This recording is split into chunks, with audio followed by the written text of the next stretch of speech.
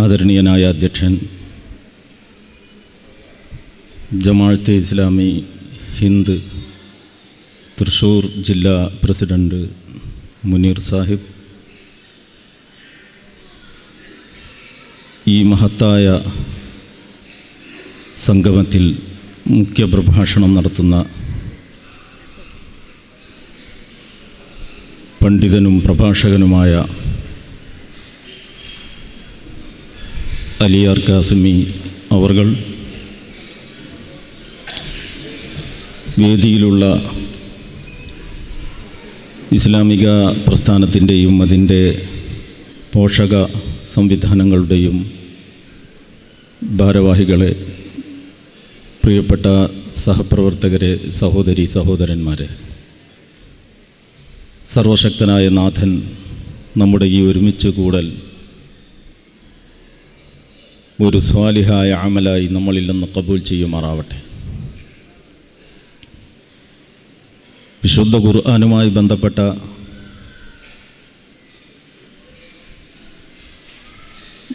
പല തലത്തിലുള്ള ചർച്ചകളും ആലോചനകളും പ്രസക്തമാകുന്ന ഒരു സന്ദർഭത്തിലാണ് നമ്മളിപ്പോൾ ഒത്തുചേർന്നിട്ടുള്ളത്. ഖുർആനികമായ വിജ്ഞാനീയങ്ങളുടെ കാലിക പ്രസക്തിയെ സംബന്ധിച്ചും മാനവ സമൂഹത്തിൻ്റെ മുമ്പിൽ വിശുദ്ധ ഖുർആൻ സമർപ്പിക്കുന്ന വിമോചനത്തിൻ്റെ രാജപാതയെപ്പറ്റിയും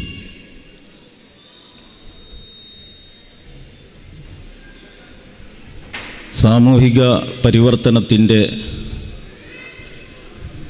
ഖുർആൻ സൃഷ്ടിച്ച മഹോജ്വലമായ മാതൃകകളെ സംബന്ധിച്ചും നമ്മൾ പതിവായി പറഞ്ഞുകൊണ്ടിരിക്കുകയും കേൾക്കുകയും ചെയ്തുകൊണ്ടിരിക്കുന്നവരാണ്.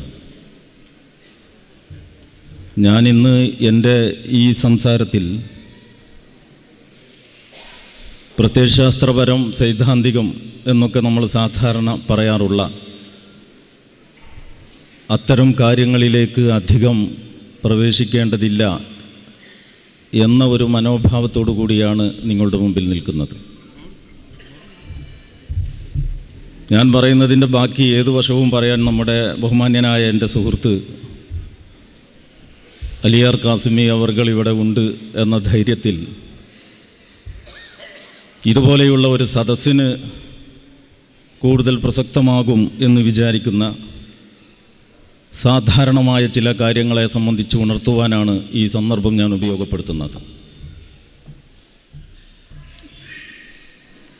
പൊതുപ്രവർത്തകരെന്ന നിലക്ക്, വിശേഷിച്ചും വെറും പൊതുപ്രവർത്തകരല്ല, ഇസ്ലാഹും ദഅവത്തുമൊക്കെ നടത്തുന്ന സംസ്കരണ പ്രബോധന പ്രവർത്തനങ്ങൾക്ക് നേതൃത്വം കൊടുക്കുന്നവരെന്ന നിലക്ക് നമ്മുടെ ശ്രദ്ധയിലുണ്ടാവേണ്ട ഒരു പൊതു തത്വം പറഞ്ഞുകൊണ്ടാണ് ഞാൻ എൻ്റെ സംസാരം ആരംഭിക്കാൻ ഉദ്ദേശിക്കുന്നത്. അതെന്താണെന്ന് ചോദിച്ചാൽ, മനുഷ്യനെ നമ്മൾ വിലയിരുത്തുമ്പോൾ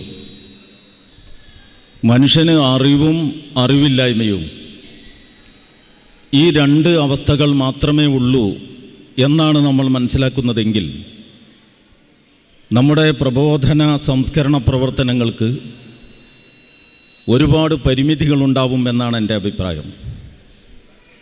എന്താണ് ഞാൻ ഉദ്ദേശിച്ചത് എന്ന് കുറച്ചുകൂടി വിശദീകരിക്കാം. അതായത് മനുഷ്യന് രണ്ടവസ്ഥകളേ ഉള്ളൂ. ഒന്ന്, മനുഷ്യൻ അജ്ഞനാണ്, ജാഹിലാണ്. അപ്പോൾ ഒരു കാര്യം അയാൾക്ക് അറിയില്ല. ആ കാര്യം അദ്ദേഹത്തിൻ്റെ മുമ്പിൽ നമ്മൾ പറഞ്ഞു, ഇതുപോലെ സഭ വിളിച്ചുകൂട്ടി ഒരു കാര്യം പറഞ്ഞു കഴിഞ്ഞാൽ ആ കാര്യം ആളുകൾ അറിഞ്ഞതോടുകൂടി അവരുടെ ജഹൽ അഥവാ അജ്ഞത നീങ്ങി അവരെ ഇൽമുള്ളവരായി, അറിവുള്ളവരായി. അപ്പോൾ അറിയാത്തവരെ അറിയാത്തവരെ അവർക്കറിയാത്ത കാര്യം അറിയിച്ചു കൊടുക്കുക, ഈ ഒരൊറ്റ പണിയേ നമുക്കുള്ളൂ എന്നാണ് ദഅവത്തും ഇസ്ലാഹും ഒക്കെ നടത്തുന്ന ആളുകൾ ധരിച്ചു വശാകുന്നതെങ്കിൽ അത് വളരെ വലിയ ഒരു പരിമിതിയായിരിക്കും എന്നാണ് ഞാൻ പറഞ്ഞത്. മറിച്ച് വിശുദ്ധ ഖുർആൻ നമ്മളെടുത്ത് പരിശോധിക്കുമ്പോൾ ഈ അറിവും അറിവില്ലായ്മയും എന്ന അവസ്ഥക്കപ്പുറത്ത് മനുഷ്യന് വേറെ രണ്ട് അവസ്ഥകളും കൂടിയുണ്ട്. അത് ഒന്ന് മനുഷ്യന് മറവി സംഭവിക്കും എന്നുള്ളതാണ്. നിസിയാൻ, പറഞ്ഞ കാര്യം തന്നെ കുറച്ച് കഴിയുമ്പോൾ ആളുകൾ മറക്കും, അപ്പോൾ അത് വീണ്ടും പറയണം. ഇത് മനുഷ്യൻ്റെ ഒരവസ്ഥയാണ്. രണ്ടാമത്തെ കാര്യം, മനുഷ്യന് ഗഫ്ലത്ത് സംഭവിക്കും, അശ്രദ്ധ. ഖുർആനിൻ്റെ ഒരു കാര്യം തന്നെ, ഖുർആനിൻ്റെ കാര്യത്തെക്കുറിച്ച് തന്നെ മനുഷ്യന് ഗാഫിലായി പോകും, അശ്രദ്ധനായി പോകും. പിന്നെ റമളാൻ്റെ ഒക്കെ അടുത്ത് വരുമ്പോഴാണ് ആ മുസാഫ് ഉണ്ടല്ലോ അതിപ്പോൾ എവിടെ വെച്ചിരുന്നത് എന്നൊക്കെ ഇങ്ങനെ ആലോചിച്ച് നോക്കണത്. ഇങ്ങനെ സംഭവിക്കാം. അപ്പോൾ അതുകൊണ്ട് മനുഷ്യന് അറിവും അറിവില്ലായ്മയും എന്ന രണ്ടവസ്ഥ മാത്രമല്ല, അവന് മറവിയും അശ്രദ്ധയും എന്ന രണ്ടവസ്ഥകളും കൂടി ഉണ്ട് എന്ന് മനസ്സിലാക്കുമ്പോഴാണ് ഏത് കാര്യത്തെ സംബന്ധിച്ചും ആവർത്തനങ്ങൾ ആവശ്യമായി വരുന്നത്.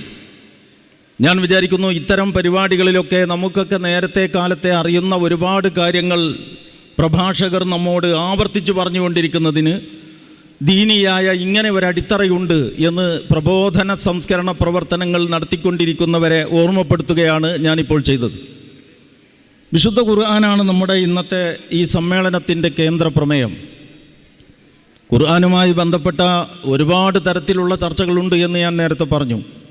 ഞാനതിൻ്റെ കുറച്ച് പ്രാഥമികമായ സാധാരണക്കാരുടെ ജീവിതത്തെ, അവരുടെ നിലപാടുകളെ,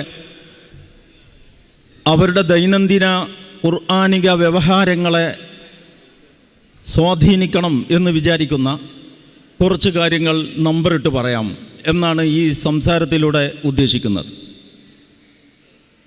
അതിലേക്ക് കടക്കുമ്പോൾ ഒന്നാമത് നമ്മൾ ഓർക്കേണ്ട കാര്യം, അല്ലാഹു സുബ്ഹാനഹു വ തആല ഈ ഗ്രന്ഥം നമുക്ക് കൈമാറിയ ശേഷം, അഥവാ അന്ത്യപ്രവാചകൻ മുഹമ്മദ് നബി സല്ലല്ലാഹു അലൈഹി വസല്ലമയിലൂടെ മാനവ സമൂഹത്തിന് കൈമാറിയ ശേഷം, കിതാബ് ഖുർആൻ മുസ്ലിങ്ങൾക്ക് നൽകിയ കിതാബല്ലല്ലോ, നമുക്കെല്ലാവർക്കും അറിയാം ഇത് മുഴുവൻ മനുഷ്യർക്കുമുള്ളതാണ്.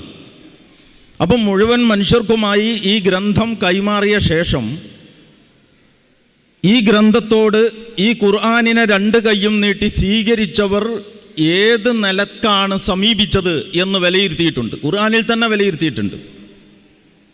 ഖുർആനിൻ്റെ മുമ്പ് വന്ന വേദക്കാർ അവരുടെ വേദത്തോട് എങ്ങനെയാണ് സമീപിച്ചത് എന്ന വിലയിരുത്തലും ഖുർആനിലുണ്ട്. നിങ്ങൾക്കറിയാം, മസലുല്ലദീന ഹുമ്മിലു തൗറാത്ത കമസലിൽ ഹിമാർ എന്നൊക്കെ പറഞ്ഞിട്ട് നമ്മൾ സൂറത്തുൽ ജുമുഅയിൽ എപ്പോഴും പറയാറുണ്ട്, ഗ്രന്ഥക്കെട്ട് പേറുന്ന കഴുതകളെപ്പോലെ എന്ന് അവരെ ഉപമിച്ചു വിശുദ്ധ ഖുർആൻ എന്ന്. അപ്പോൾ ഞാനിപ്പോൾ പറയുന്നത് അതുപോലെ മുൻപ് നൽകപ്പെട്ട വേദഗ്രന്ഥങ്ങളെ ആ ജനത എങ്ങനെ സമീപിച്ചു എന്ന് ഖുർആൻ വിലയിരുത്തിയതുപോലെ, അവരെ നിരൂപണം നടത്തിയതുപോലെ, ഖുർആനിൻ്റെ വാഹകർ ഖുർആനിനോട് എന്ത് സമീപനം സ്വീകരിച്ചു എന്നതും അള്ളാഹ് വിലയിരുത്തി പറഞ്ഞിട്ടുണ്ട് വിശുദ്ധ ഖുർആനിൽ.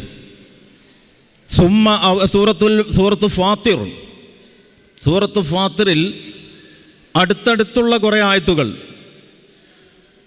ഇന്നല്ലദീന യത്ലൂന കിതാബല്ലാഹി വ അഖാമുസ്സലാ എന്ന് തുടങ്ങുന്ന ഭാഗം മുസാഫ് എടുത്തിട്ട് സൂറത്ത് ഫാത്തിറിൽ ആ ഭാഗത്ത് 2-3 ആയത്തുകൾ താഴോട്ട് നിങ്ങൾ ഓതിയാൽ ഇങ്ങനെ ഒരായത്ത് കാണാം, സുമ്മ ഔറസനൽ കിതാബല്ലദീന ഇസ്തഫൈന മിൻ ഇബാദിന ഫമിൻഹും വാലിമുൻ ലിനഫ്സിഹി വമിൻഹും മുഖ്തസിദുൻ വമിൻഹും സാബിഖുൻ ബിൽ ഖൈറാത്തി ബിഇദ്നില്ലാഹ്. അല്ലാഹു സുബ്ഹാനഹു വ തആല പറയാണ്, ഞാൻ ഈ ഗ്രന്ഥം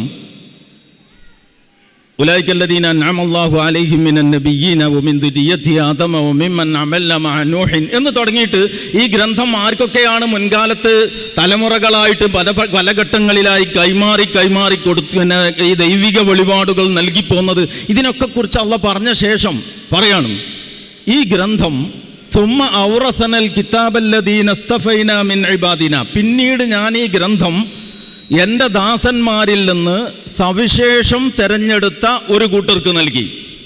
ഏതാണ് ഈ കൂട്ടർ? ഈ കൂട്ടരാണ് മുസ്ലിം ഉമ്മത്ത്. നമ്മളെ പറ്റിയാണ് ഈ പറഞ്ഞതെന്ന് നമ്മൾ മനസ്സിലാക്കണം. അപ്പോൾ ഔറസന എന്ന് പറഞ്ഞാൽ അനന്തരാവകാശമായി നൽകി എന്ന് പറഞ്ഞാൽ അതിൻ്റെ അർത്ഥം ഒരു ഗ്രന്ഥത്തിനൊരു വാഹകർ വേണമല്ലോ.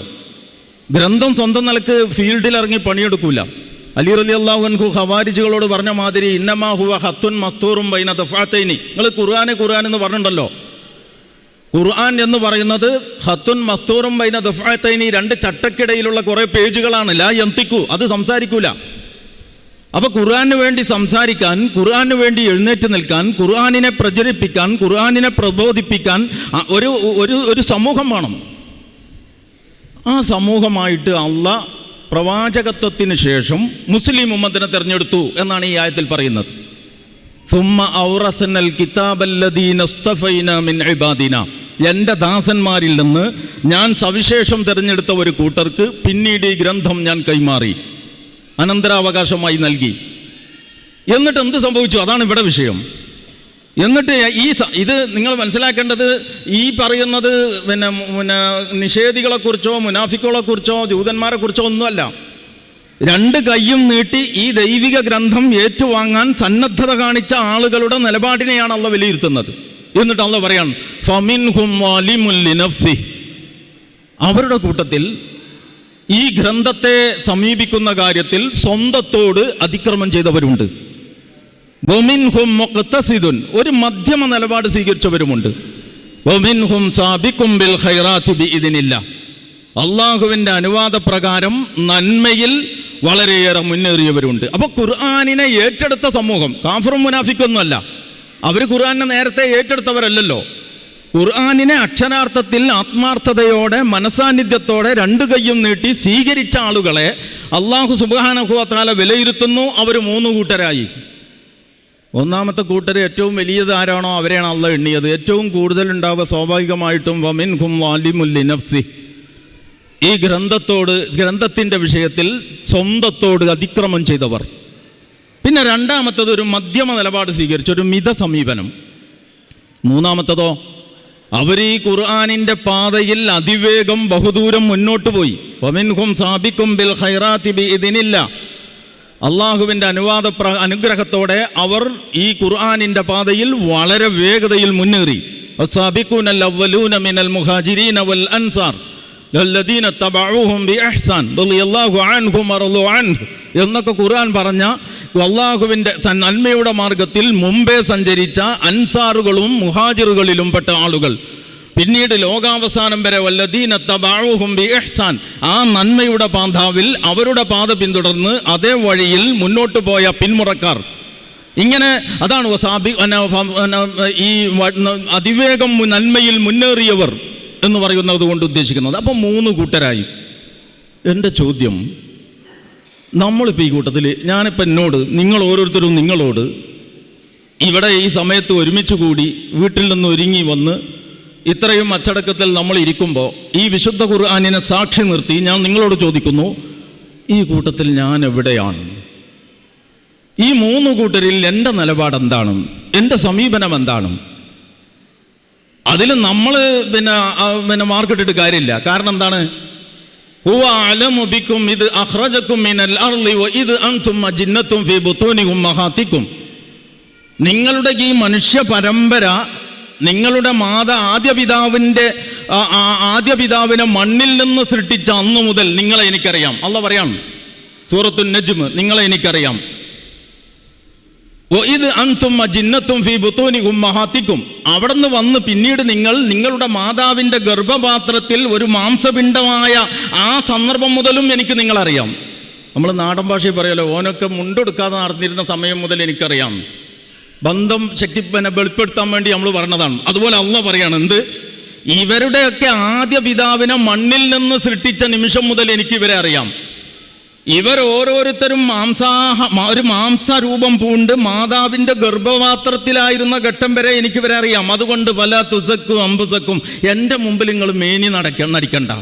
ഹുവ അഅലമു ബിമനിത്തഖ, യഥാർത്ഥത്തിൽ മുത്തഖി ആരാണെന്ന് അവന് നന്നായിട്ടറിയാം. അപ്പം ഈ റബ്ബാണ്, ഇത്രയും കൃത്യതയിൽ നമ്മളെ അറിയുന്ന ഈ റബ്ബാണ് മൂന്ന് കൂട്ടരാക്കിയ ആളുകളെ തിരിച്ചിരിക്കുന്നത്, വിശ്വാസികളെ ഈ ഖുർആനിനെ ഏറ്റെടുത്തവരെ തിരിച്ചിരിക്കുന്നത്. എൻ്റെ ചോദ്യം, നമ്മൾ ഇതിൽ ഏത് കൂട്ടത്തിൽ പെടാനാണ് ആഗ്രഹിക്കുന്നത്?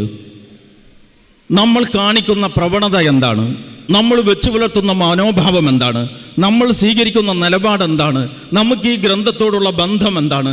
നമുക്കതിലെ അധ്യാപനങ്ങളെ നമ്മൾ നെഞ്ചിലേറ്റിയ രീതി എന്താണ്? അതിലെ ഉത്ബോധനങ്ങളെ നമ്മൾ കാതോർത്ത ശൈലി എന്താണ്? അതിലെ സിദ്ധാന്തങ്ങളോട് നമ്മൾ സ്വീകരിച്ചിട്ടുള്ള നയം എന്താണ്? അങ്ങനെ ഒരുപാട് ചോദ്യങ്ങളുണ്ട്. ആ ചോദ്യങ്ങൾക്കൊക്കെ ഉത്തരം കണ്ടെത്താൻ പറ്റും. ഇനി ഞാൻ പറയാൻ പോകുന്ന വലിയ വിശദീകരണങ്ങളിലേക്ക് പോകാതെ ഇനി ഞാൻ പറയാൻ പോകുന്ന കാര്യങ്ങൾ നിങ്ങൾ ശ്രദ്ധാപൂർവം കേൾക്കുകയാണെങ്കിൽ. അപ്പോൾ എന്തൊക്കെ ബാധ്യതകളാണ് വിശുദ്ധ ഖുർആനോട് നമുക്കുള്ളത്? വിശുദ്ധ ഖുർആനോടുള്ള നമ്മുടെ ഏറ്റവും ആദ്യത്തെ ഒന്നാമത്തെ ബാധ്യത വിശുദ്ധ ഖുർആൻ പാരായണം ചെയ്യുക എന്നുള്ളതാണ്. വിശുദ്ധ ഖുർആനിൽ തന്നെ അല്ലാഹു സുബ്ഹാനഹു വ തആല വഅൻ അത്ലുവൽ ഖുർആന, ആയത്ത് മൊത്തം ഞാൻ ഓതാത്തത് സമയം ചുരുക്കാൻ വേണ്ടിയിട്ടാണ്. വഅൻ അത്ലുവൽ ഖുർആന, ഇത് ഇന്ന കൽപ്പനകളൊക്കെ എനിക്ക് അള്ളാഹു നൽകിയിട്ടുണ്ട് എന്ന് പറഞ്ഞുകൊണ്ട് പറയുന്ന കൂട്ടത്തിൽ അതിൻ്റെ ഇടയിലെ ഒരു പരാമർശമാണ് വഅൻ അത്ലുവൽ ഖുർആന, ഞാൻ ഖുർആൻ പാരായണം ചെയ്യാനും. അപ്പൊ ഖുർആൻ പാരായണം ചെയ്യണം എന്നത് അള്ളാൻ്റെ ഒരു കൽപ്പനയാണ്. ആ കൽപ്പന നമ്മൾ നിറവേറ്റണം. അത് എന്തെങ്കിലും ഒരിക്കൽ പാരായണം ചെയ്താൽ പോരാ, പതിവായി പാരായണം ചെയ്യണം. ഈ ഇരിക്കുന്ന മുഴുവൻ ആളുകളോടും ഞാൻ ആഹ്വാനം ചെയ്യുന്നത്, നിങ്ങൾ പതിവായി ഖുർആൻ പാരായണം ചെയ്യുന്നവരായി മാറണം. ഈ പാരായണം എന്ന് പറഞ്ഞത് അതിൻ്റെ അർത്ഥം പഠിക്കുന്ന പരിപാടിയെ പറ്റിയല്ല. ഈ പാരായണം എന്ന് പറയുന്നത് ഇന്നല്ലദീന യത്ലൂന കിതാബല്ലാഹി വഅഖാമുസ്സലാ വഅൻഫഖൂ മിമ്മാ റസഖ്നാഹും സിർറൻ വഅലാനിയതൻ യർജൂന തിജാറതൻ ലൻ തബൂർ. അല്ലാഹു സുബ്ഹാനഹു വ തആല പറയാണ് സൂറത്ത് ഫാത്തിർ. നേരത്തെ ഞാൻ ഓതിയ ആ ആയത്ത് ഇതിൻ്റെ ഒരു 3 ആയത്ത് മുന്നേ ശേഷമുള്ളതാണ്. ഏത് സുമ്മ ഔറസനൽ കിതാബല്ലദീന ഇസ്തഫൈന എന്ന് പറഞ്ഞ ആയത്ത് സൂറത്ത് ഫാത്തിറിലെ ഈ ഇപ്പം ഞാൻ ഓതിയ ആയത്തിൻ്റെ ഒരു 3 ആയത്ത് മുമ്പിൽ പിന്നിലുള്ളതാണ്. ഇന്നല്ലദീന യത്ലൂന കിതാബല്ലാഹ്, അള്ളാഹുവിൻ്റെ ഗ്രന്ഥം പാരായണം ചെയ്യുന്നവർ, വ അഖാമുസ്സലാ, നമസ്കാരം നിലനിർത്തുന്നവർ, വ അൻഫഖൂ മിമ്മാ റസഖ്നാഹും സിർറൻ വഅലാനിയതൻ, നാം നൽകിയതിൽ നിന്ന് രഹസ്യമായും പരസ്യമായും ചെലവഴിക്കുന്നവർ, യർജൂന തിജാറതൻ ലൻ തബൂർ, ഒരിക്കലും നഷ്ടം സംഭവിക്കാത്ത ഒരു ഇൻവെസ്റ്റ്മെന്റിലാണ് അവർ മുതൽ മുടക്കിയിരിക്കുന്നത്. അല്ലാഹു സുബ്ഹാനഹു വ തആല പറയാണ്. അപ്പോൾ ഖുർആൻ പാരായണം ചെയ്യുക എന്നത് തന്നെ ഒരു ഇബാദത്താണ് എന്ന് നിങ്ങൾ മനസ്സിലാക്കണം. ഖുർആൻ പാരായണം ചെയ്യുക എന്നത് തന്നെ ഒരു ഇബാദത്താണ്. അങ്ങനെ കേവല പാരായണത്തിന് പുണ്യമുള്ള കൂലി കിട്ടുന്ന ഒരൊറ്റ ഗ്രന്ഥമേ ഉള്ളൂ, അതാണ് വിശുദ്ധ ഖുർആൻ. അതുകൊണ്ട് പതിവായി ഖുർആൻ പാരായണം ചെയ്യണം. അങ്ങനെ പതിവായി ഖുർആൻ പാരായണം ചെയ്യുന്നത് വളുവോടുകൂടിയാവണം എന്നാണ് എൻ്റെ അഭിപ്രായം. കാരണം എന്തെന്ന് ചോദിച്ചാൽ, ഇത് പഠിക്കാൻ വേണ്ടി മുസാഫ് എടുക്കണോ നോക്കുമ്പോൾ വളു വേണോ വേണ്ടേ, അതിൽ ഉലമാക്കന്മാർക്ക് പഴയകാല മദ്ഹബിൻ്റെ ഇമാമുകൾക്ക് തന്നെ വ്യത്യസ്ത അഭിപ്രായമുണ്ട്. ഇപ്പോൾ ഇവിടെ ഇരിക്കണം മുസാഫ് എടുത്തിട്ട് ഒന്ന് അപ്പുറത്തേക്ക് എടുത്തു വെക്കാൻ വളു വേണം എന്ന് ഞാൻ മനസ്സിലാക്കുന്നില്ല. അതേസമയം ഞാനിപ്പോൾ പറയുന്നത് ഒരു ഇബാദത്തിനെ സംബന്ധിച്ചാണ്. ഒരു ആരാധനാ കർമ്മം എന്ന നിലക്ക് പുണ്യം പ്രതീക്ഷിച്ച് ഖുർആൻ കയ്യിലെടുത്ത് നിങ്ങൾ പാരായണം ചെയ്യുന്നത് വളുവോടുകൂടിയായിരിക്കണം. കാരണം വളു എന്ന് പറയുന്നത് ശാരീരിക ശുദ്ധി എന്നതിനേക്കാളേറെ മാനസികമായ ശുദ്ധിയാണ്. ഇപ്പം കീഴ്വായി പോയിട്ട് വളു പറഞ്ഞാൽ അവിടെ അല്ലല്ലോ കഴുകുന്നത്. പണ്ട് ചേകന്നൂർ മൗലവി ചോദിച്ച മാതിരി വളുവിൻ്റെ ഉദ്ദേശം എന്താണെന്ന് മനസ്സിലാക്കാത്തതുകൊണ്ടാണ് അങ്ങനത്തെ ചോദ്യം വരുന്നത്. വളുവിൻ്റെ ഉദ്ദേശം ശരീരം ശുദ്ധിയാക്കലല്ല. വളു ശാരീരിക ശുദ്ധിയേക്കാളേറെ മാനസിക ശുദ്ധിയാണ് എന്ന് നമ്മൾ മനസ്സിലാക്കണം. ഈ ശുദ്ധി എന്ന് പറയുന്നതിന് അങ്ങനെ ഒരു മാനമുണ്ട്. ഇപ്പം നമ്മൾ അങ്ങനെ ഒരു ഉദാഹരണം പറയാൻ പറ്റുമെന്ന് എനിക്കറിയില്ല. ഒരു പവിത്രമായ സദസ്സിൽ, അതായത് ഇപ്പോൾ നമ്മൾ ഈ ഹാർഡ്വെയറിലൊക്കെ ക്ലോസറ്റുകൾ ഇരിക്കുന്നുണ്ടാവുമല്ലോ, ഈ അതേ സെറാമിക്കിൻ്റെയും അതേ പിഞ്ഞാണക്കൂട്ടിൻ്റെയും സാധനങ്ങൾ കൊണ്ട് തന്നെയാണ് നമുക്ക് ഈ ചോറ് വിളമ്പുന്ന പ്ലേറ്റുകളും ഉണ്ടാക്കിയിട്ടുള്ളത്. തീരെ ഒരു ടോയ്ലറ്റിലും ഫിറ്റ് ചെയ്തിട്ടില്ലാത്ത ഒരു ക്ലോസറ്റിൽ ചോറ് വിളമ്പി തന്നാൽ നമുക്ക് തിന്നാൻ തോന്നുമോ? ആ ക്ലോസറ്റ് എവിടെയും ഫിറ്റ് ചെയ്തിട്ടില്ല, ഫ്രഷാണ്, അതിൻ്റെ പാക്കറ്റ് ഇപ്പോൾ പൊട്ടിച്ചിട്ടുള്ളൂ, ഒരു കുഴപ്പമില്ല എന്നൊക്കെ ആണെങ്കിലും നമ്മളുടെ ഒരു മാനസികമായ സമീപനം എന്താണ്? അപ്പം ശുദ്ധി എന്ന് പറയുന്നതിന് മനുഷ്യൻ്റെ മനസ്സുമായിട്ട് കൂടി ഒരു ബന്ധമുണ്ട്. അതുകൊണ്ട് വിശുദ്ധ ഖുർആൻ പുണ്യം പ്രതീക്ഷിച്ചുകൊണ്ട് പാരായണം ചെയ്യുമ്പോൾ അംഗശുദ്ധിയോടുകൂടിയാവണം. അപ്പം പതിവായി ഖുർആൻ പാരായണം ചെയ്യണം. സ്ത്രീകൾക്ക് അവരുടെ അശുദ്ധിയുടെ വേളയിൽ ഈ പുണ്യം പ്രതീക്ഷിച്ചുകൊണ്ടുള്ള പാരായണം അനുവദനീയമല്ല എന്നുകൂടിയാണ് എൻ്റെ അഭിപ്രായം. പകരം അവർ നേരത്തെ ഓതാറുള്ള അവസാനത്തെ സൂറത്തുൽ ഇഖ്ലാസും മുഅവ്വദതൈനി എന്ന് പറഞ്ഞാൽ ഖുൽ ഹുവല്ലാഹു അഹദ്, അതുപോലെ ഖുൽ അഊദു റബ്ബിൽ ഫലക്കും റബ്ബിൻ നാസും ഉറങ്ങുന്ന സമയത്ത് ഓതി ശീലമുള്ളതാണെങ്കിൽ അശുദ്ധിയുടെ സമയത്തും അവർക്ക് ഓതാം. അല്ലെങ്കിൽ അവർ ആയത്തുൽ കുർസിയു, ആമന റസൂൽ, ഏതോ സൂറത്തുകൾ അവരങ്ങനെ മനഃപ്പാഠം ഓതുന്നത് അശുദ്ധിയുടെ സമയത്തും അവർക്ക് ഓതാം. അതേസമയം ഖുർആൻ പാരായണം എന്നത് ഒരു ഇബാദത്താണ്, ഒരു ആരാധനാകർമ്മം എന്ന നിലക്ക് പുണ്യം പ്രതീക്ഷിച്ചുകൊണ്ടുള്ള ഈ പാരായണം ശുദ്ധിയിലായിരിക്കുമ്പോൾ ചെയ്യേണ്ട കാര്യമാണ്. പതിവായി ഖുർആൻ പാരായണം ചെയ്തുകൊണ്ടിരിക്കണം. അതുതന്നെ ഒരു പുണ്യകർമ്മമാണ്. ഇതാണ് ഒന്നാമത്തെ പോയിന്റ്. അപ്പം ഈ പതിവായി ഓതാന്ന് പറഞ്ഞത് ഒരു തലക്കന്ന് ഇങ്ങനെ അടയാളം വെച്ച് ഓതണം. അല്ലാതെ മുസാഫ് തുറന്നിട്ട് എവിടെയെങ്കിലും ദിവസം ഇങ്ങനെ തോന്നിയോടത്തുനിന്ന് 2 പേജ് ഓതിയാൽ പോരാ. പതിവ് അങ്ങനെ ഒരു കൊല്ലത്തിൻ്റെ ഉള്ളിലെങ്കിലും മൊത്തം ഖുർആനിലൂടെ നമ്മൾ ഓരോരുത്തരും കയറി ഇറങ്ങണം. ഒരു തീവ്രവാദമുണ്ട് ആളുകൾക്ക്. അതെന്താണെന്ന് ചോദിച്ചാൽ കേവല പാരായണം കൊണ്ട് ഒരു പ്രയോജനവുമില്ല എന്ന് ചിലർ പ്രസംഗിക്കുന്നത് ഞാൻ കേട്ടിട്ടുണ്ട്. അത് ബീഡി വലിക്കുന്നത് വ്യഭിചാരത്തോടോ കള്ളു മദ്യപാനത്തോടോ ഉപമിക്കുന്നത് പോലെയുള്ള ഒരു തീവ്രതയാണ്. അതുകൊണ്ട് ബീഡി വലിയുടെ പാപം ഗൗരവമായി തോന്നുകയല്ല, വ്യഭിചാരവും മദ്യപാനവും ലളിതമായി വരികയാണ് ചെയ്യുക എന്ന് നമ്മൾ മനസ്സിലാക്കേണ്ടതാണ്. അത്തരം അതിവാദങ്ങൾ കൊണ്ടൊരു പ്രയോജനവുമില്ല. ഖുർആനിന്റെ അർത്ഥം പഠിക്കണം, അത് വേറെ വിഷയമാണ്. പക്ഷേ ഖുർആൻ കേവല പാരായണത്തിന് തന്നെ പുണ്യം കിട്ടുന്ന ഗ്രന്ഥമാണ്. അർത്ഥം അറിയാത്തവരും ഓതണം. അർത്ഥറിയാതെ ഓതിയിട്ട് എന്ത് കാര്യം എന്ന ചോദ്യത്തിന് ഒരു പ്രസക്തിയില്ല. കാരണം അലിഫ് ലാം മീം എന്നതാണ് റസൂലുള്ളാഹി സ്വല്ലല്ലാഹു അലൈഹി വസല്ലമ ഉദാഹരണമായി പറഞ്ഞത്. അലിഫ് ലാമുൻ വ മീം ലാമുൻ വ ഹർഫ് ലാമുൻ. മൂന്നും ഓരോ അക്ഷരങ്ങളാണ്. ഇതൊക്കെ ഓരോ അക്ഷരങ്ങളാണ്. ഈ അക്ഷരങ്ങൾക്കൊക്കെ ഓരോ കൂലി, 10 കൂലി. അപ്പൊ 30 പ്രതിഫലം. എന്തിന്? അലിഫ് ലാം മീം എന്നങ്ങ് ഒരാൾ മുസാഫ് എടുത്തിട്ട് ഖുർആൻ ഓതാൻ തുടങ്ങുമ്പോൾ ഈ അലിഫ് ലാം മീമിന്റെ ഉദ്ദേശം എന്താണെന്നുള്ളത് അല്ലാതെ ആർക്കും അറിയാം? റസൂലിന് അറിയോ അറിയില്ലേ എന്നറിയാൻ റസൂൽ ഇപ്പൊ നമ്മുടെ കൂടെ ഇല്ല. റസൂൽ ജീവിച്ചിരുന്ന കാലത്ത് അതിന്റെ ഒരു ഔദ്യോഗികമായ വിശദീകരണവും നൽകിയിട്ടുമില്ല. പക്ഷേ വിശുദ്ധ ഖുർആനിലില്ലേ അലിഫ് ലാം മീം താസീം മീം ഖാഫ് ഹാ യാ ഐൻ സാദ് യാസീൻ നൂൻ ഖാഫ്, അങ്ങനെ കുറെ അക്ഷരങ്ങളില്ലേ. ഇതിന്റെ അർത്ഥം എന്താണെന്ന് ആർക്കെങ്കിലും അറിയോ? അപ്പൊ അത് ചൊല്ലിയാലും കൂലി കിട്ടുന്നുണ്ട്. അങ്ങനത്തെ ഒരു അക്ഷരമാണ്, 3 അക്ഷരമാണ് റസൂലുള്ളാഹി സ്വല്ലല്ലാഹു അലൈഹി വസല്ലമ ഇത് പറയാൻ ഉപമിച്ചത് എന്നത് യാദൃശ്ചികമായിരിക്കില്ല. അതുകൊണ്ട് അർത്ഥമറിയാതെ ഓതിയാലും കൂലി കിട്ടും. അതുകൊണ്ട് വിശുദ്ധ ഖുർആൻ പതിവായി പാരായണം ചെയ്യണം. അതാണ് ഒന്നാമത്തെ കാര്യം. രണ്ടാമത്തെ സംഗതി, ഈ പാരായണത്തിനൊരു ഒരു നിയമങ്ങളൊക്കെ ഉണ്ട്. നമ്മളിങ്ങനെ നോക്കുമ്പോൾ അറബിയിൽ കുറെ അക്ഷരം ഇങ്ങനെ കുനിഞ്ഞിട്ടാണ്, വേറെ കുറച്ച് അക്ഷരങ്ങൾ ഇങ്ങനെ കൊക്ക പോലെയാണ്. നമുക്ക് ലാ നുഫരിഖു ബൈന അഹദിൻ മിർ റുസുലിഹി എന്ന് പറഞ്ഞ മാതിരി നമുക്ക് ഈ അക്ഷരങ്ങളുടെ ഇടയിൽ വലിയ വിവേചനമൊന്നുമില്ല. നമ്മളെങ്ങനെ പറഞ്ഞാലും ഇതിനൊക്കെ ഒരൊച്ചേ, അങ്ങനെ പറ്റൂല. അപ്പൊ ഇതിന്റെ തജ്വീദ് പഠിക്കണം, അതിന്റെ മഖ്റജ് മനസ്സിലാക്കാൻ ശ്രമിക്കണം. അതുകൊണ്ട് രണ്ടാമത്തെ കാര്യം വറത്തിലിൽ ഖുർആന തെർത്തീലായി നിർത്തി ശബ്ദമാധുര്യത്തോടെ മനോഹാരിതകൾ പരിഗണിച്ച് പാരായണം ചെയ്യണം. ആദ്യം തന്നെ ഒരാൾക്ക് അങ്ങനെ പാരായണം ചെയ്യാൻ കഴിയുമായിരിക്കില്ല. അപ്പോൾ അയാൾക്ക് എങ്ങനെയാണോ കഴിയുന്നത് അങ്ങനെ ചെയ്യട്ടെ. പക്ഷേ ഇപ്പൊ നമ്മൾ ഈ കൊണ്ടുനടക്കുന്ന മൊബൈലിൽ ഈ എല്ലാ സൗകര്യങ്ങളും ഉണ്ട്. നമ്മൾ ഈ കൊണ്ടു നടക്കുന്ന മൊബൈലിൽ ഈ എല്ലാ സൗകര്യങ്ങളും ഉണ്ടായിരിക്കെ ഖുർആനിന്റെ കാര്യത്തിൽ നമ്മുടെ മുൻഗാമികളെ പോലെ ഈസി വാക്ക് ഓവറിൽ നമ്മൾ രക്ഷപ്പെടൂല. അതുകൊണ്ട് എന്ന് അന്ന് അള്ളാഹ് അവരെ ഓർമ്മപ്പെടുത്തിയതുപോലെ ഈ നിഅമത്തിന്റെ കാര്യത്തിൽ നാളെ റബ്ബിന്റെ മുമ്പിൽ നമ്മൾ മറുപടി പറയേണ്ടി വരും. അപ്പൊ ഖുർആൻ ഭംഗിയിൽ ഓതാൻ അറിയാത്ത ആള് അദ്ദേഹത്തിന് അറിയും പോലെ ഓതട്ടെ. എന്നിട്ട് അദ്ദേഹം എന്ത് ചെയ്യണം? ഒരല്പസമയം ദിവസവും വിനിയോഗിച്ച് ഏതെങ്കിലും ഒരു കാര്യന്റെ, വളരെ ഇടങ്ങേറ് പിടിച്ച ഓത്തല്ലാത്ത ഒരു മിതമായ ഓത്തുള്ള ഒരു കാര്യന്റെ, ഒരു ഓത്തുകാരന്റെ ഓത്ത് കേട്ട് ആ മുസാഫ് നോക്കി കേട്ട് തജ്വീദോടുകൂടി ഓതാൻ ശീലിക്കണം, കുറേശ്ശെ. അപ്പൊ രണ്ടാമത്തത് തെർത്തീലോടുകൂടി ഖുർആൻ ഓതാൻ പഠിക്കുക എന്നുള്ളതാണ് രണ്ടാമത്തെ കാര്യം. മൂന്നാമത്തെ അതിൻ്റെ ഒക്കെ തെളിവും വിശദാംശവും ഉണ്ട്, അതിലേക്ക് പോകാൻ എൻ്റെ ഉദ്ദേശമല്ല. മൂന്നാമത്തെ കാര്യം, വിശുദ്ധ ഖുർആൻ ഓതുന്നത് ശ്രദ്ധിച്ച് കേൾക്കണം.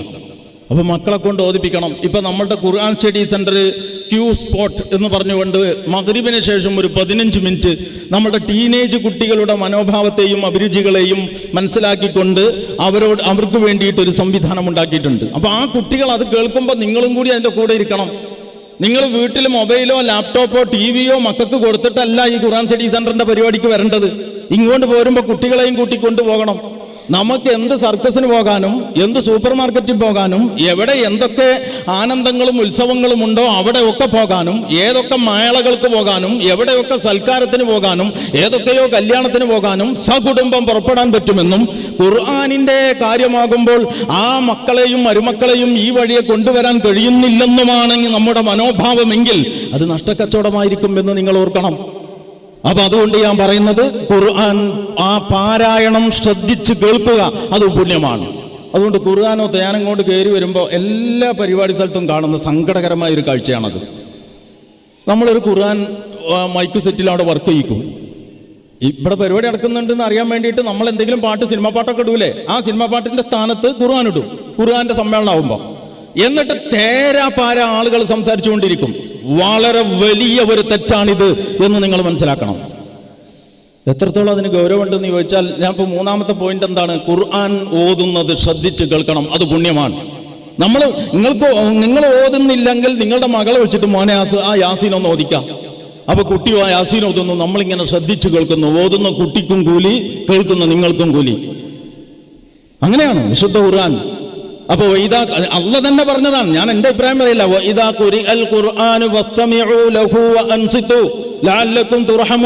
ഖുർആൻ പാരായണം ചെയ്യപ്പെടുമ്പോ അത് ശ്രദ്ധിച്ച് കേൾക്കണം. നമുക്കുണ്ടല്ലോ, ഇപ്പൊ ഒരാൾ വന്ന് നമ്മളിങ്ങനെ വേദിയിൽ ഇരിക്കുമ്പോൾ ഒരാൾ നമ്മളോട് അവിടുന്ന് സംസാരിച്ചുകൊണ്ടിരിക്കുന്നുണ്ട്. അതാണ് ശരിക്കും നമ്മൾ ശ്രദ്ധിക്കുന്നത്. അപ്പൊ ഇയാൾ വന്നിട്ട് വളഞ്ഞു നിന്നിട്ട് കുമ്പിട്ട് നിന്നിട്ട് നമ്മോട് പറയുന്നുണ്ട്, ഇയാളും പറഞ്ഞോട്ടെ. ഇങ്ങനെ ഉണ്ടല്ലോ ഒരു പരിപാടി. അദ്ദേഹം പറയുന്നതാണ് നമ്മൾ ശ്രദ്ധിക്കുന്നത്, എന്നാലും ഇദ്ദേഹം പറയാനുള്ളത് പറഞ്ഞാൽ പോയിക്കോട്ടെ, നിങ്ങളും പറഞ്ഞോ. ഇങ്ങനെ പറ്റൂല എന്നാണല്ലോ പറയുന്നത്. എന്താ?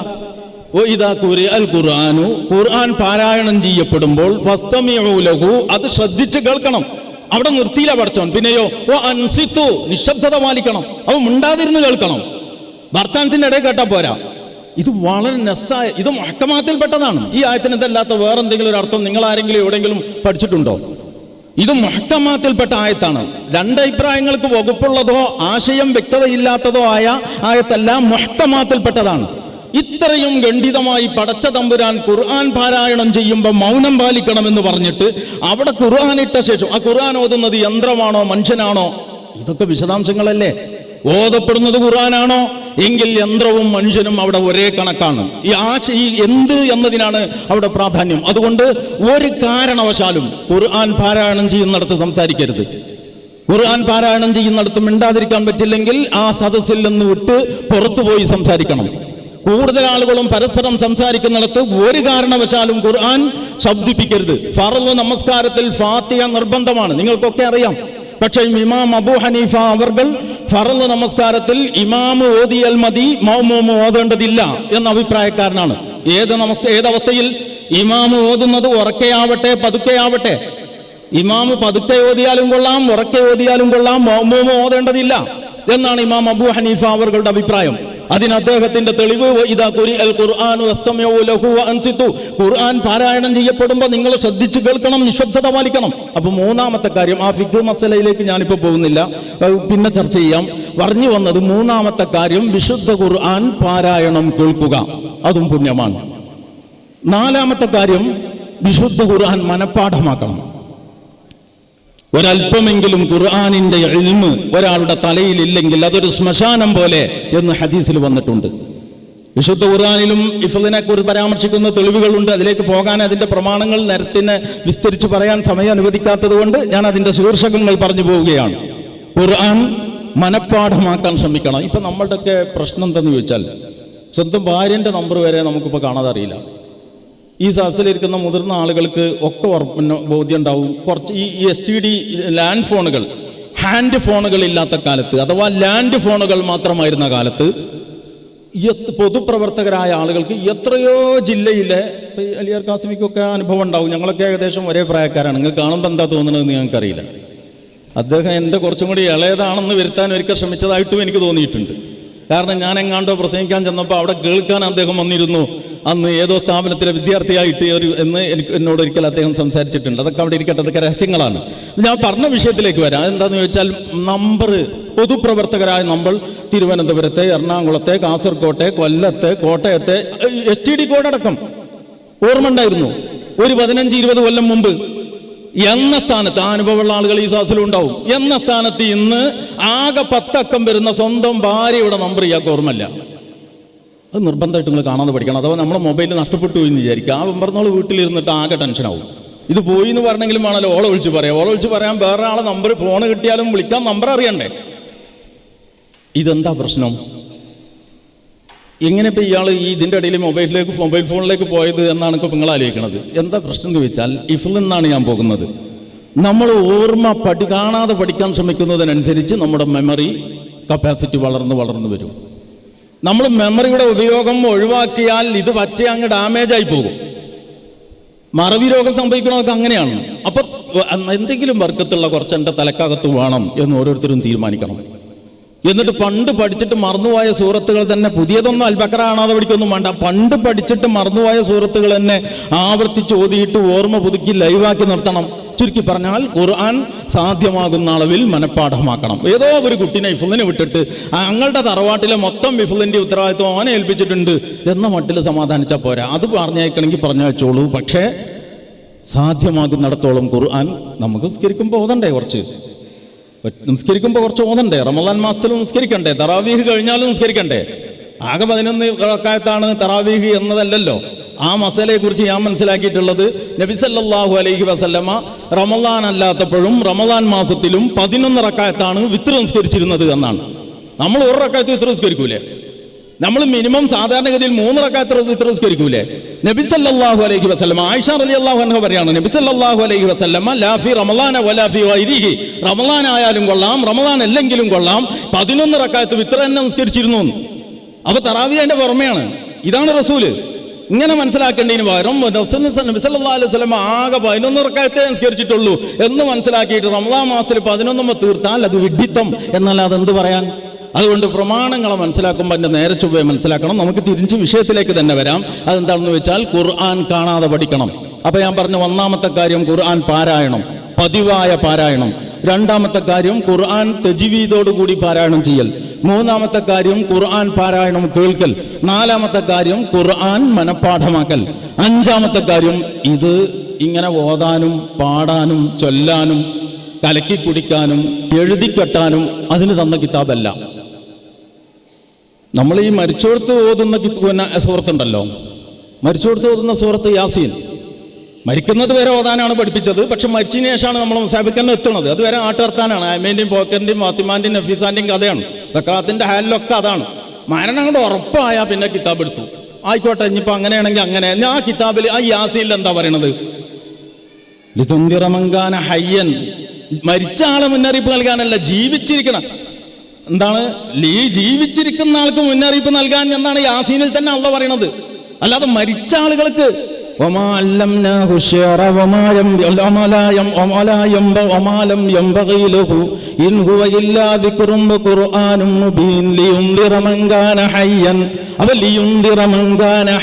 അങ്ങനെയാണ് പറഞ്ഞത്. ജീവിച്ചിരിക്കുന്ന ആൾക്ക് മുന്നറിയിപ്പ് നൽകാൻ, അതിനു വേണ്ടിയിട്ടാണ് ഈ ഗ്രന്ഥം നൽകിയിട്ടുള്ളത്. അപ്പോൾ ഇതിൻ്റെ മുന്നറിയിപ്പ് എന്താണെന്ന് മനസ്സിലാക്കണമെങ്കിൽ ഇതിൻ്റെ അർത്ഥം മനസ്സിലാവണ്ടേ. അതുകൊണ്ട് ഖുർആൻ പാരായണം ചെയ്യുന്നവർ, തജ്വീദ് പാലിക്കുന്നവർ, ഓത്ത് കേട്ടിരിക്കുന്നവർ, ആ ഖുർആൻ മനഃപ്പാഠമാക്കാൻ ശ്രമിക്കുന്നവർ, അതോ ആ പണിയൊക്കെ ഫലപ്രദമാകണമെങ്കിൽ എന്താണ് ഇതിലുള്ളത് എന്ന് മനസ്സിലാക്കൽ അവരുടെ അടിയന്തര ശ്രദ്ധയുള്ള വിഷയമായിട്ട് മാറണം. പക്ഷേ പഠനം പാരായണത്തിന് പകരമോ പാരായണം പഠനത്തിന് പകരമോ അല്ല എന്ന് നമ്മൾ മനസ്സിലാക്കണം. അതുകൊണ്ട് ഖുർആൻ്റെ അർത്ഥം പഠിക്കാനുള്ള ശ്രമം നടത്തണം. ഖുർആൻ സ്റ്റഡി സെൻറ്റർ കേരള അങ്ങനെ നടത്തിക്കൊണ്ടിരിക്കുന്ന ഒരു സംരംഭമാണ്. ഇതിൽ കൂടുതലും സ്ത്രീകളാണെന്നാണ് എൻ്റെ അനുഭവം. പുരുഷന്മാർക്കും ഖുർആൻ പഠനം അനുവദനീയമാണ് എന്ന് ഞാൻ ഈ സന്ദർഭത്തിൽ അറിയിച്ചു കൊള്ളുകയാണ്. അതുകൊണ്ട് അവരും ഈ സംരംഭങ്ങൾ ഉപയോഗപ്പെടുത്തണം. ഒരല്പസമയം, ഒരു ആഴ്ചയിൽ ഇതിൻ്റെയൊക്കെ പ്രശ്നം എവിടെയെന്നറിയോ? ഇപ്പം നമ്മൾ കുട്ടിയെ ഇംഗ്ലീഷ് മീഡിയം സ്കൂളിൽ പറഞ്ഞു കുഞ്ഞു മോള്. അപ്പോൾ അവൾ ABCD പഠിച്ചു. ABCDEFG, വളരെ ചെറിയ കുട്ടി. നമുക്ക് വളരെ കൗതുകമാണ്. കുട്ടി വന്നിട്ട് 3-ാം ദിവസം തന്നെ ABCD പാടുന്നത് കേൾക്കുമ്പോൾ നമുക്കൊരു രോമാഞ്ചാണ്. അപ്പോഴാണ് മാമ വന്നത്. മാമ എന്ന് പറഞ്ഞാൽ ഞങ്ങളോട് അങ്ങനെ പറയില്ല, ഞാൻ തൃശ്ശൂരിലേക്ക് പോകുന്നതുകൊണ്ട് മാമ എന്നാക്കിയതാണ്. അപ്പോൾ മാമ വന്നത്. അപ്പോൾ മാമാനോട് ആ മോളെ മാമാക്കൊന്ന് ചൊല്ലിക്കൊടുക്ക്. എന്ത് ABCDEFG? കുട്ടി അന്ന് കുട്ടിക്ക് 3 വയസ്സാണ്.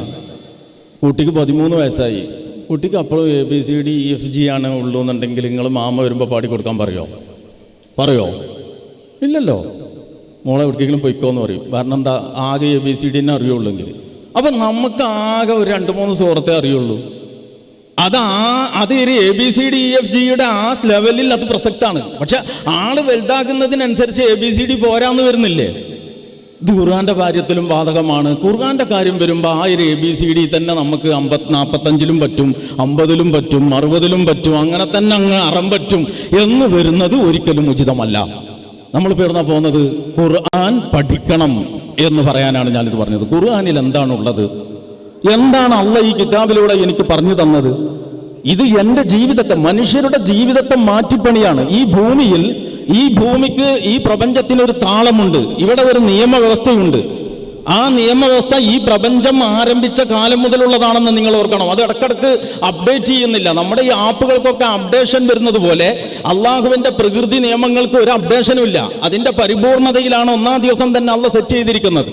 ആ നിയമവ്യവസ്ഥയിലാണ് ഈ പ്രപഞ്ചം മൊത്തം ചലിക്കുന്നത്. മഴ പെയ്യുന്നത്, കാറ്റടിക്കുന്നത്, ഗോളങ്ങൾ സഞ്ചരിക്കുന്നത്. നിങ്ങൾക്ക് ആർക്കെങ്കിലും ഒരു വിത്ത് മുളപ്പിക്കാൻ കഴിയുമോ എന്ന് അള്ളാഹ് ചോദിക്കുന്നുണ്ട് വിശുദ്ധ ഖുർആനിൽ. മാകാന ലക്കും അൻ തുംബിതു ഷജറഹ, നിങ്ങൾ ആരെങ്കിലും വിചാരിച്ചാൽ ഒരു വിത്ത് മുളപ്പിക്കാൻ കഴിയുമോ? ഇലാഹും മഅല്ലാഹ്, ഈ കണ്ട കാര്യങ്ങളൊക്കെ നിങ്ങളുടെ കൺമുമ്പിൽ നടത്തിക്കൊണ്ടിരിക്കുന്നതിന് അള്ളാഹുവോടൊപ്പം വേറെ ഒരു വേറെ വല്ല അധികാര കേന്ദ്രവുമുണ്ടോ? അതാണ് ഖുർആന്റെ ചോദ്യം. അപ്പൊ ഖുർആൻ എന്ന് പറയുന്നത് മനുഷ്യനെ ജീവിതം പഠിപ്പിക്കുകയാണ്. ഭൂമിയിൽ മുസ്ലിങ്ങൾ എങ്ങനെ ഓതണം, ചെല്ലണം, കെട്ടണം, ആടണം എന്നതല്ല. ഭൂമിയിൽ മനുഷ്യൻ എങ്ങനെ ജീവിക്കണം എന്ന ചോദ്യത്തിനുള്ള ഉത്തരമാണ് ഖുർആൻ. അതുകൊണ്ട് ആ ഖുർആൻ എന്ന് പറയുന്നതിന്റെ ആശയം നമ്മൾ മനസ്സിലാക്കുക മാത്രമല്ല, നമ്മളുടെ സഹോദര സമുദായങ്ങളെ മനസ്സിലാക്കി കൊടുക്കലും നമ്മുടെ ബാധ്യതയാണ്. അതുകൊണ്ട് ഖുർആനിന്റെ അർത്ഥം പഠിക്കാനും മനസ്സിലാക്കാനും ശ്രമിക്കണം. അത് നമ്മുടെ ജീവിതത്തിലെ ഒരു അജണ്ടയാവണം. വളരെ ഗൗരവപൂർവ്വം അതിന് ലേശം സമയം നമ്മുടെ ജീവിതത്തിൽ നിന്ന് നമ്മൾ മാറ്റിവെക്കണം. അടുത്ത കാര്യം, വിശുദ്ധ ഖുർആനിലെ ആശയങ്ങൾക്ക് നേരെ പലതരത്തിലുള്ള വിമർശനങ്ങളും വന്നുകൊണ്ടിരിക്കുന്ന ഈ കാലത്ത് ഖുർആനിന്റെ പക്ഷത്ത് നിന്നുകൊണ്ട് വജാഹിദുഹും ബിഹി ജിഹാദൻ കബീറ, ഏറ്റവും ശക്തമായ ജിഹാദ് ഈ വിശുദ്ധ ഖുർആനിനെ ഏറ്റെടുത്തുകൊണ്ട് ഖുർആനിന്റെ ഭാഷയിൽ ഖുർആനിന് വേണ്ടി. ഖുർആന്റെ പ്രത്യേകത എന്താണെന്ന് ചോദിച്ചാൽ, അറബികളുടെ 6-ാം നൂറ്റാണ്ടിലെ അറബികളുടെ മുമ്പിൽ ഈ ഖുർആൻ അവതരിക്കുമ്പോൾ ആ അറബിക്ക് ഏറ്റവും പരിചയമുള്ള സാധനമാണ് വാൾ. അങ്ങനെ ഒരു വാക്ക് തന്നെ ഖുർആൻ പ്രയോഗിച്ചിട്ടില്ല. നിങ്ങൾ സൂറത്തുൽ ഫാത്തിഹ മുതൽ സൂറത്തുൻ നാസ് വരെ മുഴുക്കെ വളരെ വളരെ സൂക്ഷ്മമായിട്ട് നിങ്ങൾ ശ്രദ്ധിച്ചു നോക്ക്, പരിശോധിച്ചു നോക്ക്. ഒരവസ്ഥയിലും വാൾ എന്ന വാക്ക് വിശുദ്ധ ഖുർആൻ പ്രയോഗിച്ചിട്ടില്ല. പക്ഷെ ഖുർആൻ അവതരിക്കുന്ന കാലത്ത് അറബിക്ക് അങ്ങനെ തന്നെ പരിചയമില്ലാത്ത സാധനമാണ് പേന. ഒന്നാമത്തെ വഹയിൽ തന്നെ ആ പേനയെ അള്ളാഹ് പരാമർശിച്ചിരിക്കുകയാണ്. ഇഖ്റ ബിസ്മി റബ്ബിക്കല്ലദീ ഖലഖ് ഖലഖൽ ഇൻസാന മിൻ അലഖ് ഇഖ്റ വറബ്ബുക്കൽ അക്റം അല്ലദീ അല്ലമ ബിൽ ഖലം. വൈജ്ഞാനിക പ്രവർത്തനങ്ങളുടെ 3 ആധാരശിലകളും ഒന്നാമത്തെ വഹയിൽ തന്നെ. എന്താണ് വൈജ്ഞാനിക പ്രവർത്തനങ്ങളുടെ 3 ആധാരശിലകൾ? 1 വായന, 2 എഴുത്ത്, 3 അധ്യാപനം. ഇത് 3മാണ് മനുഷ്യന്റെ. ഇത് ജന്തുവല്ല, ഇത് ഇരുകാലി ജന്തുവല്ല, ഇത് സവിശേഷ സൃഷ്ടിയാണ് എന്ന് തെളിയിക്കുന്നത് ഈ 3 കാര്യം ഉണ്ടാവുമ്പോഴാണ്. അല്ലാതെ ഇണചേരുന്നത് കൊണ്ടല്ല, വംശവർദ്ധനവുണ്ടാവുന്നത് കൊണ്ടല്ല. മനുഷ്യനാകുന്നതും മനുഷ്യന് അസ്തിത്വം ഉണ്ടാകുന്നതും അസ്തിത്വത്തിന് വ്യക്തിത്വം ഉണ്ടാകുന്നതും ആ വ്യക്തിത്വത്തിന് മികവ് കയറുന്നതും അവൻ വായിക്കുന്നു, പഠിക്കുന്നു, ചിന്തിക്കുന്നു, മനനം നടത്തുന്നു എന്നതുകൊണ്ടാണ്. ഒന്നാമത്തെ വഹയിൽ തന്നെ അതിനെക്കുറിച്ച് പറഞ്ഞ ഗ്രന്ഥമാണ് നമ്മുടേത്. അതുകൊണ്ട് ഖുർആനിന്റെ നേരെ വരുന്ന വിമർശനങ്ങളെ പ്രതിരോധിക്കുക. അതിനെ ആധുനിക ഇന്നത്തെ ഭാഷയിൽ ഖുർആനിക ആശയങ്ങളെ ആളുകൾക്ക് പറഞ്ഞു മനസ്സിലാക്കി കൊടുക്കാനുള്ള ശേഷിയുള്ള ആളുകൾ ഉണ്ടാവുക. അതിനു പറ്റുന്ന പണ്ഡിതന്മാരെ വളർത്തെടുക്കുക. അതിനുവേണ്ടി നമ്മളുടെ കുടുംബങ്ങളിൽ നിന്ന് നല്ല മിടുക്കരായ മക്കളെ ഉന്നതമായ ദീനീ സ്ഥാപനങ്ങളിലേക്ക് പറഞ്ഞയക്കുക. ഇതൊക്കെ നമ്മുടെ ബാധ്യതയാണ്. അപ്പോ ഖുർആനിന്റെ പക്ഷത്ത് നിന്നുകൊണ്ട് ഖുർആനിന്റെ ആശയങ്ങൾ പ്രബോധനം ചെയ്യുകയും അതിന് നേരെ വരുന്ന വിമർശനങ്ങളെ ചെറുക്കുകയും ചെയ്യുക. അവസാനത്തെ കാര്യം, വേറെയും ഒരുപാട് പറയാം, ഞാനിപ്പോൾ പ്രധാനപ്പെട്ട കുറച്ച് ലിസ്റ്റ് ചെയ്തതാണ്. അതിൽ അവസാനത്തെ കാര്യം ഈ ഖുർആനിൽ ചിന്തിക്കുക എന്നുള്ളതാണ്. അതിനെപ്പറ്റി 4 വാചകം കൂടി പറഞ്ഞ് ഞാൻ അവസാനിപ്പിക്കാം.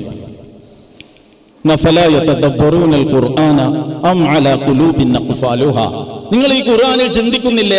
അതല്ല അവരുടെ ഹൃദയങ്ങൾക്ക് പൂട്ടുവീണോ എന്ന് അള്ളാഹ് ചോദിക്കുന്നുണ്ട്. അപ്പൊ ഖുർആനിൽ ചിന്തിക്കണം. ഖുർആനിൽ ചിന്തിക്കുക എന്ന് പറഞ്ഞത് ഈ വാട്സപ്പ് യൂണിവേഴ്സിറ്റിയിൽ നിന്ന് ബിരുദെടുത്തിട്ട് 2:138 എന്ന് പറയുന്ന പരിപാടിയല്ല. 2:138 എന്ന് പറഞ്ഞാൽ 2-ാമത്തെ അധ്യായം അൽ ബഖറ, അതിൽ 138-ാമത്തെ ആയത്ത്. ഇതിന്റെ അപ്പുറം ഒരായത്തും ഇയാൾക്ക് അറിയില്ല. അറബി ഭാഷയും അറിയില്ല, അറബികളുടെ സംസ്കാരവും അറിയില്ല, നഹ്വു അറിയില്ല, സർഫു അറിയില്ല, ഏറാബും അറിയില്ല, ഒരു വിവരവും ഇല്ല. പക്ഷെ മൂപ്പര് മുജദ്ദിദല്ല, മുജ്തഹിദാണ്. ആ പരിപാടിയുടെ പേരല്ല. അത്തരം അല്പജ്ഞാനികൾ ഖുർആനിൽ നിന്ന് ഹിദായത്തിന് പകരം വലാലത്തെടുക്കുന്നവരായിരിക്കും എന്നാണ് ഞാൻ മനസ്സിലാക്കുന്നത്. ഖുർആനിൽ ചിന്തിക്കുക എന്ന് പറഞ്ഞത് ഒരു വലിയ ദൗത്യമാണ്. മുസ്ലിം ഉമ്മത്തിനെ അള്ളാഹ് ഏൽപ്പിച്ചൊരു വലിയ ദൗത്യമാണ്. ഈ താരീഖുൽ അദബുൽ അറബിയിൽ പിന്നെ ഹസ്സാൻ ബിൻ സാബിത്ത് എന്ന് പറയുന്നത് ജാലിയ കാലത്തെ പ്രമുഖ കവിയാണ്. അദ്ദേഹം പിന്നീട് ഇസ്ലാമിലേക്ക് വന്നു. റസൂലുള്ളാഹിയുടെ ഔദ്യോഗിക കവി എന്ന പദവി അലങ്കരിച്ച ആളാണ് ഹസ്സാൻ ബിൻ സാബിത്ത്. ഹൻസ എന്ന് പറയുന്നത് വേറൊരു കവയിത്രിയാണ്. അവരും ഇസ്ലാമിലേക്ക് വന്നവരാണ്. അവരെക്കുറിച്ചൊക്കെ ഒരുപാട് കഥകളുണ്ട്, അതല്ല വിഷയം. ഈ ഹസ്സാൻ ബിൻ സാബിത്തും ഹൻസായും ഒക്കെ കൂടി അവരുടെ ടെന്റിലിരുന്ന് ജാലിയ കാലത്ത് ഫഖർ പറഞ്ഞുകൊണ്ടിരിക്കുകയാണ്. നമ്മൾ പണ്ട് വീഡിയോ കോലയിൽ ഇരുന്നിട്ട് ഞങ്ങൾ തറവാട്ടേർ അങ്ങനെ ഞങ്ങൾ ഇങ്ങനെ എന്ന് പറയുന്ന ഒരു പരിപാടി ഉണ്ടല്ലോ, ഇതുപോലെ ഫഖർ പറയാണ്.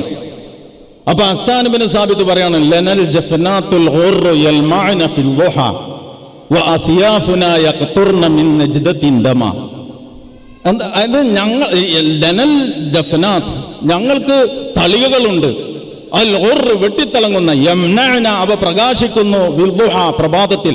അപ്പൊ പ്രഭാതത്തിൽ വെട്ടിത്തിളങ്ങുന്ന തളികകളുള്ള കൂട്ടരാണ് ഞങ്ങൾ എന്ന് പറഞ്ഞാൽ ഞങ്ങളുടെ വീട്ടിലെ പാത്രങ്ങളൊക്കെ വെച്ച് വിളമ്പിയിട്ട് അതിൻ്റെ ഉള്ളു വെട്ടിത്തിളങ്ങുന്ന അത്രയും ഔദാര്യവാന്മാരാണ് ഞങ്ങൾ, അത്രയും ആതിഥ്യ മര്യാദയുള്ളവരാണ് ഞങ്ങൾ. അസിയാഫുന ഞങ്ങളുടെ വാളുകൾ യഖ്തുർന അതിൽ നിന്ന് ഉറ്റി വീഴുന്നു, മിൻ നജ്ദത്തിൻ ദമ ധീരതയുടെ രക്തത്തുള്ളികൾ. അത് നേരെ ചൊവ്വയാണെങ്കിൽ ഞങ്ങൾ ഭയങ്കര സൽക്കാരപ്രിയരാണ്. അല്ല പോക്ക് തോന്നിയ മാതിരിയാണെങ്കിൽ ഞങ്ങളുടെ കയ്യിൽ വാളുമുണ്ട്. അപ്പൊ ഇത് ഒരു ഗോത്രത്തിന്റെ ഫഖർ പറയാണ്. ഈ കവിത അങ്ങോട്ട് ചൊല്ലിക്കഴിഞ്ഞ ഉടനെ ഹൻസ പറഞ്ഞു, നിങ്ങളിപ്പോൾ ആ ചൊല്ലയിൽ 8 തെറ്റുണ്ട്, ഭാഷാപരമായി 8 തെറ്റുണ്ട്. ഞാനത് മൊത്തപ്പോൾ ഇവിടെ പറയണില്ല, സാമ്പിൾ പറഞ്ഞിട്ട് അവസാനിപ്പിക്കാം. എന്നിട്ട് ഹൻസ പറയാണ്, നിങ്ങൾ ഒന്നാമത് പറഞ്ഞത് ലനൽ ജഫ്നാത്ത് എന്നാണല്ലോ. ജഫ്നാത്ത് എന്ന് പറഞ്ഞാൽ തളികകൾ എന്നാണ് അർത്ഥം. ലൻ ജഫ്നാത്ത് എന്ന് അറബി ഭാഷയിൽ പ്രയോഗിക്കുക ഒരു 10-ൽ താഴെ തളികകളാവുമ്പോഴാണ്. 10-ൽ കൂടുതലുണ്ടെങ്കിൽ ജിഫാൻ എന്നാണ് പ്രയോഗിക്കുക. സൂറത്ത് സബയിൽ അല്ലാഹു സുബ്ഹാനഹു വ തആല ജിഫാനിൻ കൽ ജവാബി വ ഖുദൂരി റാസിയാത്തി, അത് നല്ല താളത്തിൽ പാടാൻ പറ്റുകയും കൂടിയാണ്. ജിഫാനിൻ കൽ ജവാബി വ ഖുദൂരി റാസിയാത്തി ഖുർആനായത്താണത്. അപ്പോൾ ഈ അവിടെ അള്ളാഹ് ജിഫാൻ എന്നാണ് ഉപയോഗിച്ചത്. ജിഫാൻ എന്ന് പറഞ്ഞാൽ അസംഖ്യം തളികകൾ എന്നാണ് അർത്ഥം. പക്ഷെ ഈ അറബിക് കവിതയിലെ സാമ്രാട്ട് ആയ ഹസ്സാൻ ബിൻ സാബിത്ത് കവിത ചൊല്ലിയപ്പോൾ അദ്ദേഹം ജഫ്നാത്ത് എന്നാണ് പ്രയോഗിച്ചത്. അപ്പൊ ഹൻസ പറയാണ്, നിങ്ങൾ 10-ൽ താഴെ തളികളുള്ള കൂട്ടരാണെന്നല്ലേ നിങ്ങൾ പറഞ്ഞത്, അതിലിപ്പോൾ എന്താ അത്ര വലിയ അന്തസ്സുള്ളത്? പിന്നെ നിങ്ങൾ യൽമഅന എന്ന് പ്രയോഗിച്ചു. ലനൽ ജഫനാത്തുൽ ഖുർറു യൽമഅന എന്ന് പറഞ്ഞാൽ അവ വെട്ടിത്തിളങ്ങുന്നു. അത് ശരിക്കും ഒരു വെളിച്ചം എവിടുന്നെങ്കിലും ഇങ്ങോട്ടടിക്കുമ്പോൾ, ഒരു ടോർച്ച് ഇങ്ങോട്ടടിക്കുമ്പോൾ മറിച്ചുണ്ടാകുന്ന റിഫ്ലക്ഷൻ ഉണ്ടല്ലോ, ഇതിനാണ് ലമ എന്ന അറബിയിൽ പ്രയോഗിക്കുക. സ്വന്തം നിലക്ക് തന്നെ തിളങ്ങുകയാണെങ്കിൽ അതല്ലേ അന്തസ്. അപ്പൊ നിങ്ങൾ ഉപയോഗിക്കേണ്ടിയിരുന്നത് യുശ്രിഖ്ന എന്നായിരുന്നു. അപ്പൊ യൽമഅന എന്ന് ഉപയോഗിച്ചതോടുകൂടി സാഹിത്യം കുറച്ചും കൂടി താഴോട്ട് പോയി. പിന്നെ ഫിൽ ളുഹ പ്രഭാത സമയത്ത് വെട്ടിത്തിളങ്ങുന്നാണ് നിങ്ങൾ പറഞ്ഞത്. അതിഥികൾ വരെ രാത്രിയാണ് ഒന്നാമത്തത്. ഇനി അതല്ല, രാത്രിയല്ല അതിഥി വരുന്നതെങ്കിലും ഒരു പാത്രം ഇരുട്ടത്ത് വെട്ടിത്തിളങ്ങുകയാണെങ്കിൽ അതിനല്ലേ കൂടുതൽ അന്തസ്. അപ്പൊ നിങ്ങൾ ഫിദ്ദുജ എന്നാണ് പ്രയോഗിക്കേണ്ടിയിരുന്നത്. അപ്പൊ കവിത തന്നെ മാറിപ്പോയി. ഇത്തരം കവികൾ അസംഖ്യം വിലസുന്ന കാലത്താണ് ഈ വിശുദ്ധ ഖുർആൻ അക്ഷരമറിയാത്ത ഒരു പ്രവാചകന്റെ നാവിലൂടെ വരുന്നത്. എന്നിട്ട് ഈ കവികൾക്കൊക്കെ ഖുർആന്റെ മുമ്പിൽ നിശബ്ദമാകേണ്ടി വന്നു എന്ന് പറയുന്ന അത്ഭുതം. നമ്മളിപ്പോൾ എവിടുന്നാ പോകുന്നത്? ഖുർആനിൽ ചിന്തിക്കണം എന്ന് പറയാനാണ് ഞാൻ ഇത്രയും പറഞ്ഞത്. അതുകൊണ്ട് ഖുർആനിലെ പഠനം, ഖുർആനിലെ മനനം, ഖുർആനിലെ ഗവേഷണം ആധുനിക കാലത്ത് ഏറ്റവും പ്രസക്തമാണ്. ഈ ദൗത്യവും നമ്മൾ ഏറ്റെടുക്കണം. ഞാൻ ഇതുവരെ പറഞ്ഞതിനെ ചുരുക്കി ഇങ്ങനെ ഒന്നുകൂടി പറയാം.